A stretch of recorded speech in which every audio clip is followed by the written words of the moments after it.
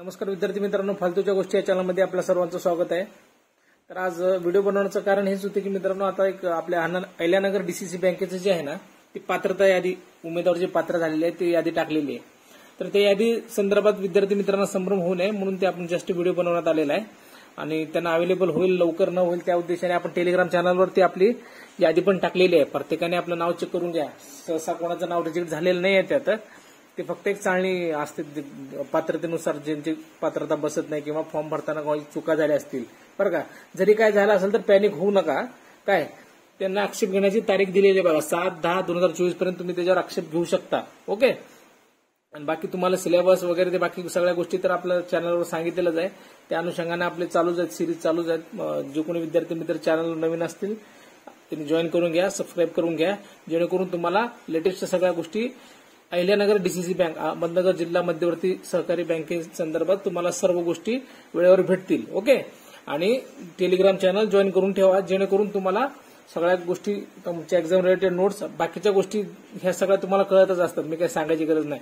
Automatic तुम्हाला Telegram चॅनलवर इकडे तिकडे कळून जाणार आहे की ती यादी वगैरे आलेली असते। आपला उद्देश काय असतो, सिलेबस पास कसं व्हायचं त्याच्यावर आपलं जास्त टार्गेट असतं, असलं बाकीच्या गोष्टी मी जास्त घेत नाही, पण ते विद्यार्थी मित्रांना थोडं लवकर अपडेट व्हावं, कळावं म्हणून मी आपण एक सहज जाता जाता एक बाहेरच होतो दुसरीकडे, मी तुम्हाला एक व्हिडिओ बनवून अपलोड केले। ओके, ठीक आहे, त्या गोष्टी बघून घ्या टेलिग्राम चॅनलवर। आणि सिलेबस तुम्हाला मागे सांगितल्याप्रमाणे कोणत्या टॉपिकचे काय घ्यायचे तुम्ही कमेंट करत राहा, मी त्या रिलेटेड अपलोड करत राहील। ओके, यादी तुम्ही पाहून घ्या, नाव चेक करा, कन्फ्यूज होऊ नका, आणि काही तुम्हाला वाटलं तुमचं जर नाव नसेल तर तुम्हाला आक्षेप घेण्यासाठी तारीख दिलेली आहे बघा, किती 7 तारीख, म्हणजे जवळपास 5 दिवसात तुम्ही आक्षेप घेऊ शकता। ओके, आणि त्यांच्या काही सूचना आहेत ते तुम्हाला इथं सांगण्यापेक्षा मी ते आपल्या टेलिग्राम चॅनलवर टाकतो, ते वाचून घ्या।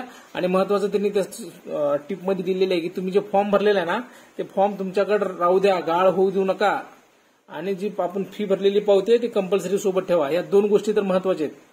आणि तुम्ही जेव्हा एक्झाम देता ते हॉल तिकीट एक महत्वाचं असतं, ती एक महत्वाचं असतं, त्याच्यावर जे एक्झामिनरनं साईन केलेलं असतं ना, सही शिक्का त्यांचा, तुम्ही तिथे अटेंड होता म्हणून, ते एक महत्वाचं असतं। हे नोकरी जेव्हा कागदपत्र तपासणी होत असतात तेव्हा ह्या गोष्टी महत्वाच्या असतात, ते लागत असतात, पुन्हा आपल्याला भेटत नाही। त्यामुळं अभ्यास तर गरजेचा आहे, त्यासोबत या सुद्धा गोष्टी बारीक बारीक गरजेच्या आहेत।